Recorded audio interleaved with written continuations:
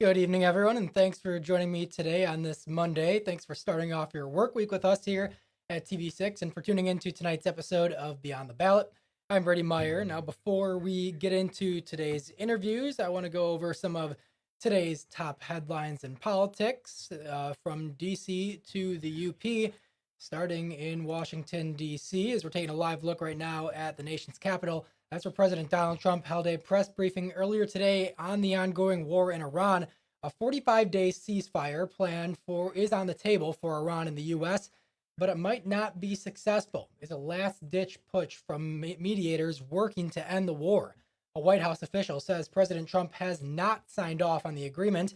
He's threatening to destroy Iranian power plants and other infrastructure unless Iran reopens the Strait of Hormuz by tomorrow night. I mean, complete demolition by 12 o'clock, and it'll happen over a period of 4 hours if we wanted to. We don't want that to happen. We may even get involved with helping them rebuild their nation. And you know what? If that's the case, the last thing we want to do is start with power plants, which are among the most expensive things, and bridges. And Americans are still feeling the impacts of the war at the gas pump.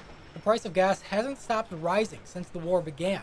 Today, the average price for a gallon hit $4.12. That's 38% more than before the war with Iran began. It crossed the $4 mark last week, the first time reaching that mark since 2022. And according to AAA of Michigan, drivers here in the state are now paying an average of $3.87 per gallon for regular unleaded gas. Retail gas prices are lagging indicators of oil prices. That means whenever the price of oil comes back down, it will take time for that decrease to be reflected at gas stations. And now moving to Upper Michigan, manufacturing American-made products and materials instead of importing them remains a central goal of the Trump administration, and that includes copper. Now it involves a UP-based company. President Trump signed a proclamation to increase tariffs on imported steel, aluminum, and copper. It states this is to more effectively handle potential national security threats posed by imports. In July of last year, copper was added to the Section 232 program to have the same 50% tariff rate as steel and aluminum. Highland Copper, known for its Copperwood Mine project near Wakefield, is directly credited in this latest proclamation for expanding the country's mining interest. We emailed Highland regarding this, and Copperwood site manager Mike Foley responded, saying Copperwood is a once-in-a-generation opportunity to bring good-paying jobs to the Western UP while meeting some of the most stringent environmental protections in the country. As someone who lives in the Western UP, we appreciate the White House's support of projects like Copperwood that are critical to our region, supply chain, and America's national security. But not everyone agrees with the Trump administration's stance on this.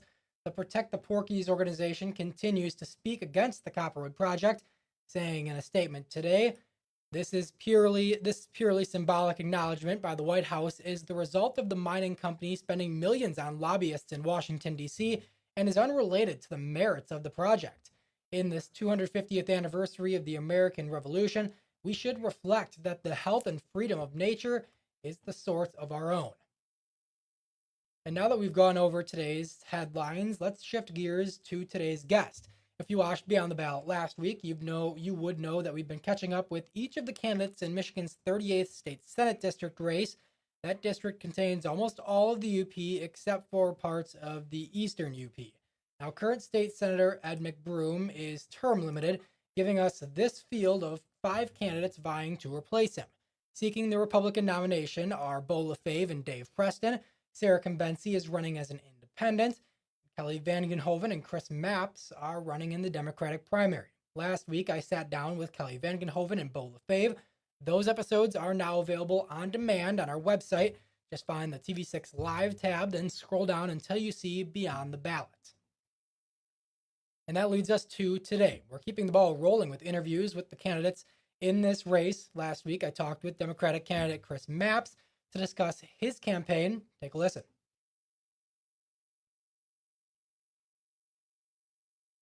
All right, so I've got Chris Mapps with me, candidate for the 38th State Senate District. Chris, appreciate you joining me today. I've been starting all my candidate interviews off in a very similar way, and that's to ask, who is Chris Mapps? Yeah, well, thanks for having me, Brady. Well, I grew up in Kingsford. I graduated from Kingsford High School, and then enlisted in the United States Army the year after that. I did tours in both Afghanistan and Iraq. And when I came home, I made a decision that a lot of UP kids weren't making at the time. I decided to stay here. I ended up raising my son here as a single parent. Um, I went to work at the Iron Mountain VA, serving the veterans who served alongside me, before me, and after me. Then I became the local president of AFGE Local 2280, representing the employees at the VA. And then later was hired as a staff national representative for AFGE, represented federal workers from across a lot of different federal agencies, negotiated contracts, sat across the table from agency leadership, work with the members of Congress to fight for people who couldn't fight for themselves. Basically, I'm not running because I think politics is the next step in my career. I'm running because the UP deserves someone who actually knows what it costs, when the system fails you. So tell me a little bit about these experiences between work and volunteering, community engagement, your military experience that you believe makes you the right person to represent the people of the 38th State Senate District here in Michigan. Yeah, sure.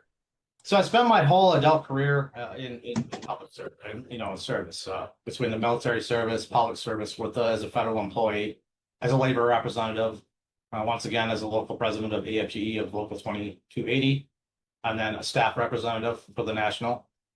I did just advocate for workers in theory. I negotiated their contracts. I worked directly with congressional office, federal agency leadership. I know how bureaucracies work. More importantly, I know how to fight inside them when they're failing the people they're supposed to serve. And that's exactly what a state senator has to do in Lansing as well. And I've been already doing it my whole career. You had mentioned that you've had work experience with Congress. Can you explain, I guess, how that would maybe prepare you to become an elected official yourself? Yeah, absolutely.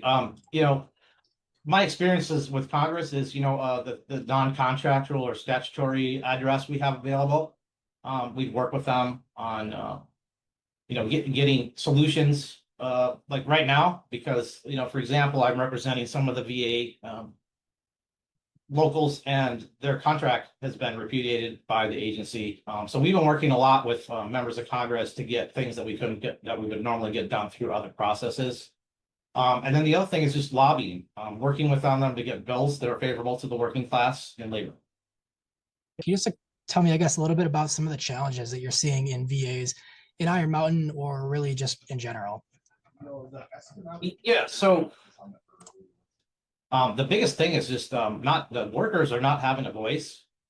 And a lot of the things they've been doing aren't exactly the best in the best interest of the veteran here. That's our position because it's the truth. So it's just been fighting, all those little ins and outs that this repudiation of the contract not working with the workers has caused them. So you launched your campaign back in November, and it's been a couple of months now of you campaigning, talking to voters, getting a read on some of the issues facing them. What have you experienced in the months since you have launched your campaign, as far as talking to voters and what they want to see in their next senator? Yeah, so no matter where I go, who I'm talking to, there are three things that always come up everywhere. That's jobs that pay enough to stay. Healthcare that you can actually access, housing you can actually afford. And those three things I think are connected. We're losing young people sometimes because they can't find a career here, not just a job. We're losing healthcare workers because they can't afford to live here. Also the staffing shortages. When housing gets brought up and converted into like Airbnbs or other short-term rentals, while nurses and teachers are, commuting sometimes for an hour each way, that's not a housing problem. I think that's an economic collapse happening in slow motion. What I hear from people isn't fix this one thing. It's stop letting the UP be treated like an afterthought by people who have never been there and try to find some solutions. Obviously, you're from Iron Mountain, but you on your social medias have been posting about getting around to different parts of the UP like Marquette and Menominee. What have you seen from kind of the voters sort of away from home base, I guess, to learning about the issues facing them? Oh yeah, well, let's see, like, housing specifically, that's something that comes up every time. And, I want to talk about this like in a specific manner, because vague answers on housing don't seem to pay anyone's rent, right? So I think first we need to tackle short-term rental conversion. When working families can't find housing in the county because every available unit is listed on Airbnb, that's a policy failure with the state. Actually, those are things that the local government should, have the authority to regulate. However, I think we do have some solutions, and some state level tools to help support them and address it. Second, the workforce housing incentives tied to local contractors and labor union. I don't feel we should be importing construction crews. We have skilled trade workers in the UP who need work. Third, I think it's a good idea to work with land banks to move underutilized properties into affordable development pipelines faster. The red tape that everybody speaks of is true, but the answer isn't just cutting it. It's cutting the red tape while protecting community input and the work standards. The other thing is the rural healthcare. And I think that this is probably over housing or rural healthcare is one of the most urgent issues facing the Upper Peninsula. And that's because it seems that too many families are driving hours for care. For hospitals, hospitals are struggling with staffing shortages, and mental health services are often limited or unavailable. And I would focus on practical, immediate solutions. And I just want to go into that point a little bit because that is a big issue, certainly in the UP with the rural healthcare and kind of a difficulty accessing that sometimes. And you mentioned, I guess, practical solutions for that. Where would you start? As soon as you get into office, what would you focus on to make advancements in that area? Yeah, good question. I think first we need to address workforce shortages. I do whatever I could to push for incentives to bring healthcare workers to rural communities. Things like student loan repayment programs, rural residency programs, possibly housing incentives for nurses and doctors and technicians willing to work in some of the underserved areas. I think we all also need to invest in training people locally because people who grow up here are more likely to stay here. Second, I think we need to stabilize rural hospitals and clinics. Many of our small hospitals are operating on very thin margins, as we all know. And I would support increased state funding, like fair reimbursement rates and policies that prevent closures so people continue to access care closer to home.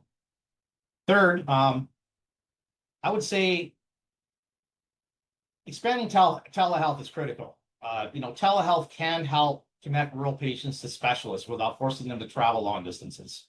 But that only works if we expand reliable broadband access across the district, which we know is still a struggle, which is why honestly, rural broadband expansion I think it is a part of the healthcare conversation in and of itself. And then fourth, we need to strengthen the mental health and substance use services in rural areas. That means supporting mobile crisis units, if that's possible. Getting increased funding for community mental health agencies instead of shutting some of them down or trying to privatize them like that has been happening as of recent. And whatever we do, we need to make sure that it's available and rural residents can access the care without long wait times.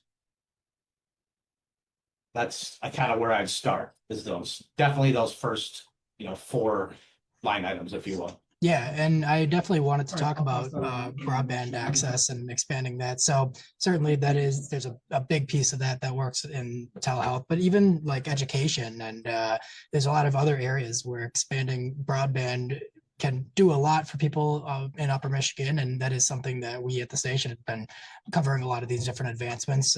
What are you seeing right now as the challenges, and where do you hope to go in 5 years or 10 years or something like that? Yeah, and how it's funded is always up for debate, but it needs to be funded. And not just for healthcare. Say the students or our kids get educated. I'm going to tell you what. Contrary to some's belief that working from home or remote work is horrible and unproductive, it is productive. And a lot of the work economy there's a lot of remote jobs out there. So my theory is if someone had proper ability to take a remote job that has really good paying salary and benefits, they would still be here in the district spending the money in our economy. And there's so many benefits. We just got to find a way to get the infrastructure there, I think. So a few weeks ago, you had done a virtual town hall event for some people to learn a little bit more about you. What did you get from that event, and are you planning on doing more like it to continue to let voters ask you questions and for you to share a little bit more about your platform? Yeah, so yeah, that's exactly what it was for. We started a new like kind of communications program recently with some of the new staff that we brought on. And it was a way to we're using it as a way to connect with the vast regions of the 13,000 square miles of the district. And we did get people from all corners in there, I believe. I can't list specifically what counties and what have you. And the discussions in that were about the same as they have been out of the in-person community meetings. They're concerned about losing their, their rights being stomped on by the current administration. The rural healthcare concerns, the housing and the jobs. So I know that you have support from some different groups like the Michigan High School Democrats and the AFG. What is it like to have the backing of groups like those, and what do you think it says about you and the campaign you're running? Well, first of all, I appreciate the support very much. And what I think it says about me is that they find me viable and they're willing to put their name on my brand. And all I can say is, I think they did the right thing, and I hope to not prove them wrong. We're going to do a good job here, and we're going to go all the way. All right. Well, Chris, that's almost all the questions I had to ask for you.